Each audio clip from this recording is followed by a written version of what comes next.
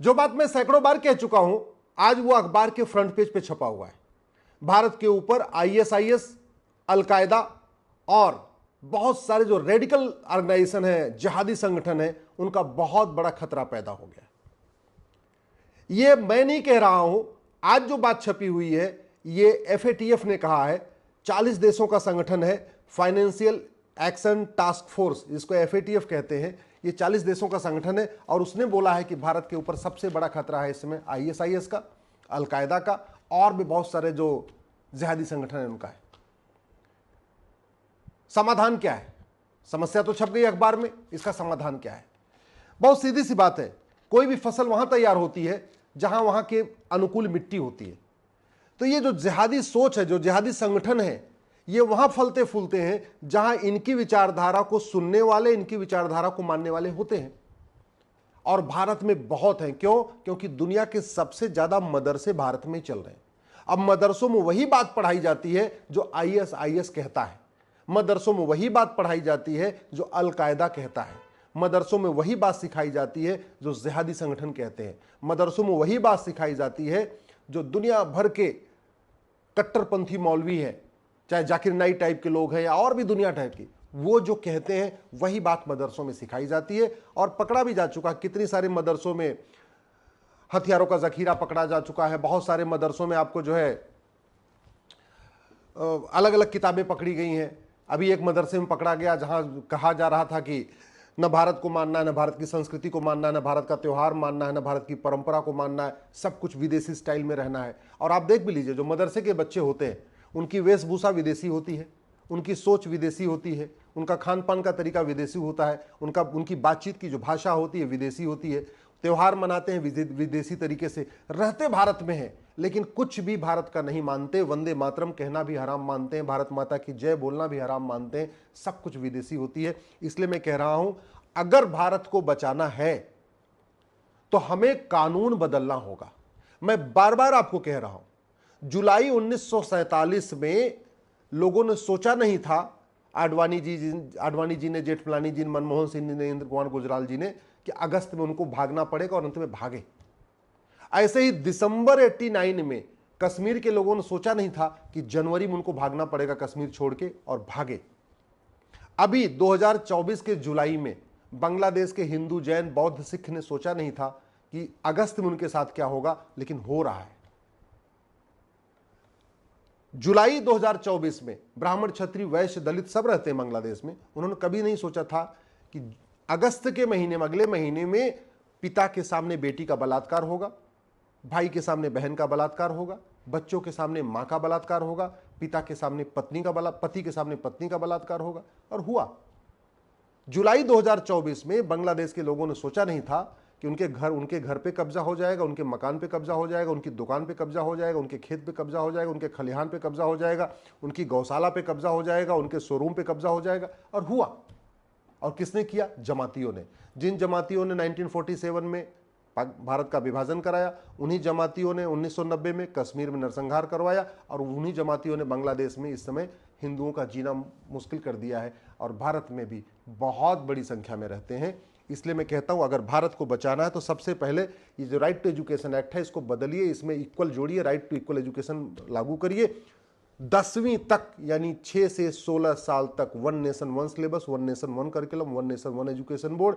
अगर मदरसा चला, अगर मिशनरी स्कूल चला, अगर मैकाले स्कूल चला, भारत नहीं बचेगा। मैं बार बार कह रहा हूं, भारत खत्म हो जाएगा। भारत को बचाना है तो एक ही तरीका है, भारत में गुरुकुल वैदिक शिक्षा व्यवस्था लागू किया जाए, 10वीं तक सबकी समान शिक्षा हो। अगर भारत को बचाना है तो हमें सबसे पहले एक यूनिफॉर्म सिटीजनशिप कोड बनाना पड़ेगा। भारत का कॉन्स्टिट्यूशन कहता है कि एक भारत में आर्टिकल 11 की यूनिफॉर्म सिटीजनशिप कोड होना चाहिए, यानी जो भारत को न माने, जो भारत की संस्कृति को न माने, जो भारत की परंपरा को न माने, जो भारत से गद्दारी करे, जासूसी करे भारत में, उसकी नागरिकता खत्म होने के लिए कानून बनना चाहिए। नेहरू जी ने जो कानून बनाया था 1955 में, इतना घटिया है, इतना सड़ा हुआ है, आज तक किसी आतंकवादी की भी नागरिकता नहीं खत्म हुई, किसी जिहादी की नागरिकता नहीं खत्म हुई। आज तक नागरिकता सबको मिलती है, कभी जाती नहीं। क्यों? क्योंकि यह कानून सड़ा हुआ है। जब तक ये 1955 का कानून सिटीजनशिप एक्ट खत्म नहीं होगा और एक नया यूनिफॉर्म सिटीजनशिप कोड नहीं बनेगा, जो संविधान का आर्टिकल 11 कहता है कि नागरिकता देने और नागरिकता लेने के लिए एक यूनिफॉर्म सिटीजनशिप कोड होना चाहिए, तब तक भारत को बचा पाना मुश्किल ही नहीं, नामुमकिन है। अगर हम चाहते हैं कि भारत बचे, भारत की संस्कृति बचे, जैसे अफगानिस्तान में खत्म हुई है वो भारत का हाल ना हो, जैसे पाकिस्तान में हिंदू खत्म हो गए वो भारत का हाल ना हो, जैसे बांग्लादेश में खत्म हो गए वो भारत का हाल ना हो, तो हमें सबसे पहले एक ये जो नेशनल माइनॉरिटी कमीशन, जो मजहब के आधार पे कमीशन बने हैं, मजहब के आधार पे योजनाएं बनी हैं, मजहब के आधार पे बोर्ड बने हैं, मजहब के आधार पे ट्रिब्यूनल बने हुए हैं, चाहे वो वक्फ बोर्ड हो, चाहे माइनॉरिटी कमीशन हो, हमें मजहब के आधार पे सब कुछ खत्म करना पड़ेगा। नेशनल ह्यूमन राइट कमीशन हो, सबका काम देखेगा। नेशनल वीमेन कमीशन है, सभी महिलाओं की चिंता करेगा। जो भी कमीशन होना चाहिए, जो भी मिनिस्ट्री होनी चाहिए, कुछ भी होना चाहिए मजहब के, वो सब कुछ यूनिफॉर्म होना चाहिए, कॉमन होना चाहिए। मजहब का आधार पे विभाजन हो चुका है, अब मजहब के आधार पर कोई मंत्रालय नहीं होना चाहिए, मजहब के आधार पर कोई कमीशन नहीं, मजहब के आधार पर बोर्ड नहीं, मजहब के आधार पर मकान नहीं, मजहब के आधार पर दुकान नहीं, मजहब के आधार पर कोई सरकारी स्कीम नहीं, कुछ भी मजहब के आधार पर नहीं होना चाहिए। अगर ये जारी रहा मजहब के आधार पर तो याद रखिए भारत नहीं बचेगा। मैं लिख के देता हूं, नहीं बचेगा। अगर आप चाहते हैं भारत बचे तो सबसे पहले ये जो दुनिया भर के पर्सनल लॉ चल रहे हैं, क्रिश्चियन मैरिज एक्ट अलग चल रहा है, पारसी मैरिज एक्ट अलग चल रहा है, हिंदू मैरिज एक्ट अलग चल रहा है, ये सब खत्म करना पड़ेगा। एक हमें यूनिफॉर्म सिविल कोड बनाना पड़ेगा। आर्टिकल 44 यही कहता है। इसका मतलब अगर सबसे पहले समान शिक्षा, फिर समान नागरिक संहिता, इसको लागू करना नितांत आवश्यक है, जिससे सबकी सोच एक जैसी हो। जब तक सोच एक जैसी नहीं होगी तब तक ISIS अलकायदा जो चाहता है उसका वो अपने आप में सफल हो जाएगा। जो वो करना चाह रहा है उसको यहाँ पे उपजाऊ जमीन मिल रही है, ऐसे लोग मिल रहे हैं जो इस तरीके से सोचते हैं। अगर हम भारत को बचाना चाहते हैं तो ये 1946 का जो फॉरेनर एक्ट है आपको दिख रहा होगा, इसको खत्म करना पड़ेगा। भारत में अब तक 5.5 करोड़ से ज्यादा घुसपैठिए आ चुके हैं। उसका मूल कारण एक घटिया कानून 1946 का फॉरेनर एक्ट। आज तक किसी घुसपैठिए की न 100% संपत्ति जब्त हुई, न किसी घुसपैठियों को आजीवन कारावास फांसी हुआ, न किसी घुसपैठिए की नागरिकता खत्म हुई जिन्होंने कागज बनवा लिया है। क्यों? क्योंकि 1946 का कानून महाघटिया है, इसलिए इसको भी आपको बदलना पड़ेगा। भारत में जो सबसे बड़ा तरीका अपनाया गया है भारत के यंग जनरेशन को बर्बाद करने के लिए, वो है ड्रग। स्वाभाविक सी बात है, आप किसी बच्चे को नशेड़ी बना दिए तो उसको वो भूल जाएगा कि भारत के सामने क्या खतरा है, भारत के सामने। और ये जितने जिहादी संगठन है, ISIS, अलकायदा और जितने आतंकवादी संगठन बड़ी मात्रा में भारत में ड्रग्स सप्लाई करवा रहे हैं। क्योंकि जब ड्रग सप्लाई करा देंगे तो हिंदू, जैन, बौद्ध के सिख के बच्चे नशेड़ी हो जाएंगे। नशेड़ी हो जाएंगे तो उनका ध्यान ही नहीं जाएगा ISIS क्या करने वाला है, अलकायदा क्या करने वाला है, यहाँ जिहाद कैसे फैल रहा है, यहाँ मस्जिदें कैसी बन रही हैं, यहाँ मदरसे कैसे बन रहे हैं। नशेड़ी बच्चे को सब कुछ ध्यान ही नहीं रहता। तो हमें सबसे पहले इस कानून को खत्म करना पड़ेगा। नशा तस्करों और उनके मददगारों की 100% संपत्ति जब्त करने, नागरिकता खत्म करने और फांसी देने के लिए कानून बनाना पड़ेगा, तब भारत बचेगा। अगर हम चाहते हैं भारत की संस्कृति मजबूत हो, भारत की परंपरा मजबूत हो, भारत बचे, तो ये जो पुलिस एक्ट है ना 1961 का, इसको खत्म करना पड़े। 1861 का है, अंग्रेजों ने बनाया था 1861 में। 1860 में IPC बनाई थी, 1861 में पुलिस एक्ट। ये पुलिस एक्ट ऐसा है जिसके कारण पुलिस सत्ता के गुलाम बनी हुई है। अब यूपी वाली पुलिस तो बुलडोजर चलाती है, लेकिन बंगाल की पुलिस कभी नहीं बुलडोजर चलाती, केरल की पुलिस कभी नहीं चलाती, DMK जो तमिलनाडु की पुलिस कभी नहीं चलाती।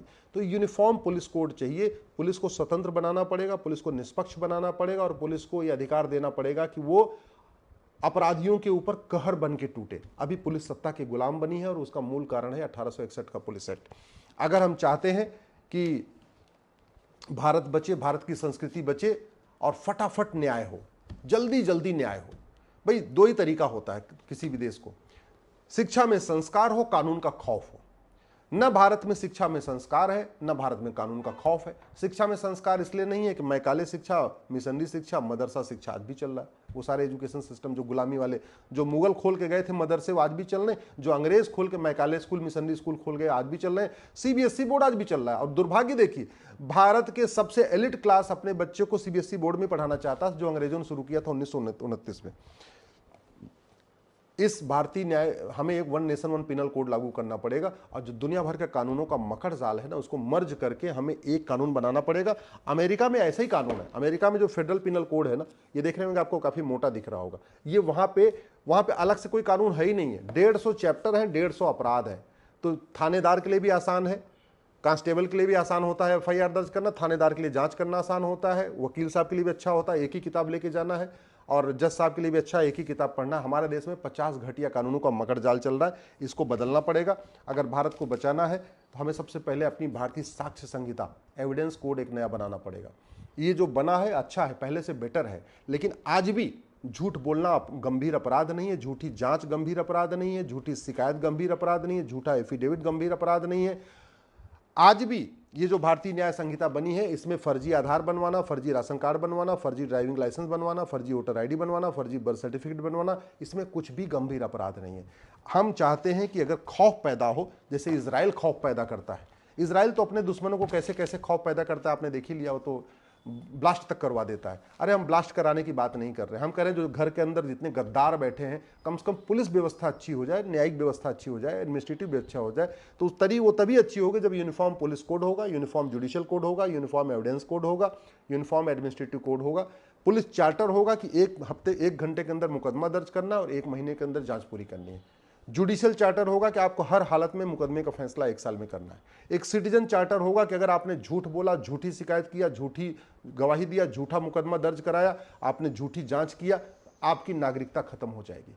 एक आप हमारे पास कानून होना चाहिए कि जो फर्जी वाड़ा करते हैं, चाहे ये आतंकवादी करते हैं, चाहे अलगाववादी करते हैं, चाहे जिहादी करते हैं, चाहे घुसपैठी करते हैं, जो लोग फर्जी डॉक्यूमेंट बनवाते हैं, जो भारत के खिलाफ कुछ भी फर्जी काम कर रहे हैं, उनकी नागरिकता खत्म होगी, आजीवन कारावास, फांसी होगा, और वो भी साल भर के अंदर। तब खौफ पैदा होगा। यही तरीका है, नहीं तो आप खुद देख लीजिए, जो मैं बार बार कहता हूं, आज अखबार के फ्रंट पेज पे छपा है, और मैं आपको फिर से कह रहा हूं, आपने कभी सोचा भी नहीं होगा कि आपके बच्चों के साथ क्या हो सकता है।